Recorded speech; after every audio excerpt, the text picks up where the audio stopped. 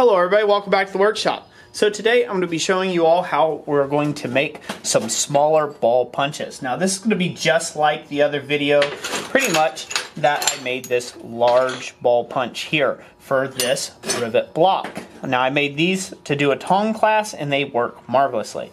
I use that to form that in the anvil and it makes a really nice depression. Now I've already done a video series where I did rivet sets and rivet headers on how to do these rivet head blocks, and I did that all by hand and showed you how you can mushroom that out and do that and then make these depressions. So I'll go ahead and leave those linked up in the description and at the end of this video. So I won't be going back over this today on how that goes. But today we're going to focus on go ahead and making these smaller ones here. This one I'm going to leave full length like you see it here. I'm going to heat up just the tip and I'm going to drive it down into this depression. I want to create a small little 1/4 inch ball on the end of this rod here.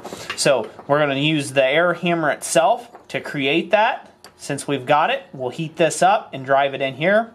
Give it a few taps, heat it up, give it a few taps, heat it up, so on and so forth until we get that, until we get the right amount of mushroom and ball on the end of this. Now this is going to be for some chasing work later on. Like I can use this for, I can use this to do some shaping work with.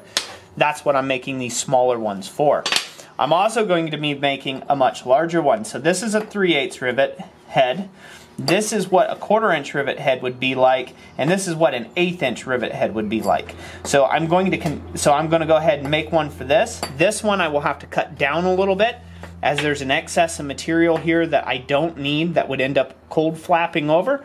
So I'm going to cut it down to probably somewhere right in here before I start driving it to create that small little mushroom head there. And then that's pretty much basically it.